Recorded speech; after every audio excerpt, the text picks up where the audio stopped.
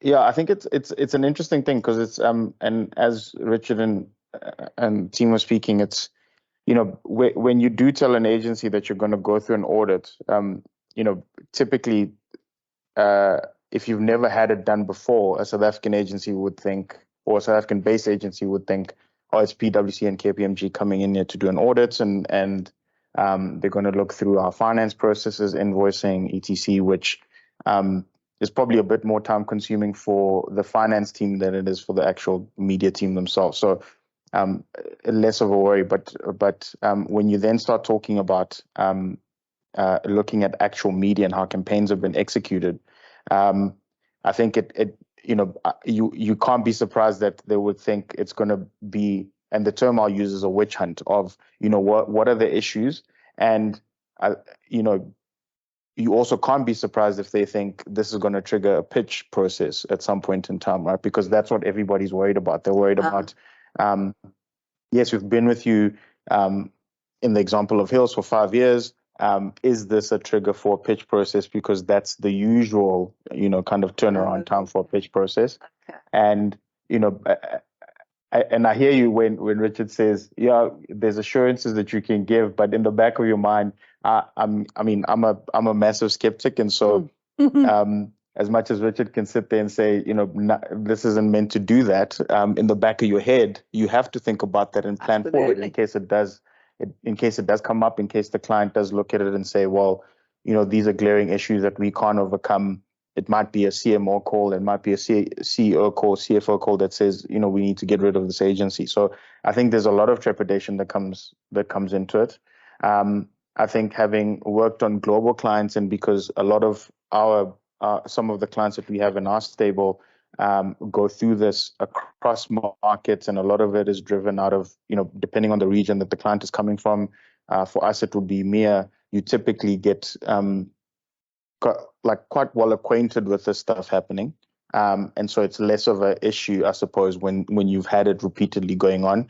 I think in our experience, and one of the conversations we were having with Richard before we came onto this panel was around, certainly in the TV space, and when you look at more of the offline media, a lot of people are very well acquainted with that media auditing happening in that space. And I think potentially where the gap exists, is in the more, I suppose, murky waters of digital now, because, with more and more programmatic spend coming into the picture, and agencies having all sorts of tech fees and whatever that go into that, and whatever else, I think that becomes a bit more challenging.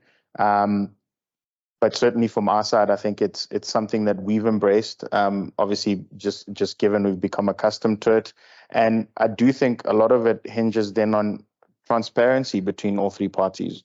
And when I say all three parties, it's client, the likes of Ely or Media Sense or whoever else it might be, and obviously in this case in South Africa, yourselves as IAS, to go, what are we looking for, and making sure that at each stage of the process, the agency is kept in the loop on what's happening. Yeah. I do think there's potentially a conversation to be had around, even when the audit findings are completed, that potentially the agency gets, kind of taken through the stuff first, because I do think if you present the stuff to the agency and the client at the same time, you'll have an agency sitting in the room sweating because they're wondering what's going to come up on the next slide. And when you have a summary slide that then says, here's all the positives and there's only 4, and then here's all the negatives. And there's 24. And there's 24. I can tell you that there's going to be a set of people that will walk out that room thinking, right, I need to go start looking for a new job. And so potentially, and Richard, I don't know from your process perspective how you guys do it, but I think certainly in terms of bringing the agency on board and making them feel comfortable, I think there's potentially a role that the agency gets, kind of taken through it first, so that they can also clarify any kind of issues that the team might not be aware of, as an example. Because, and to put this bluntly, Richard, you sit in the UK, you might not be well acquainted with the South African media landscape. If you look at TV in South Africa at the moment, it's load shedding.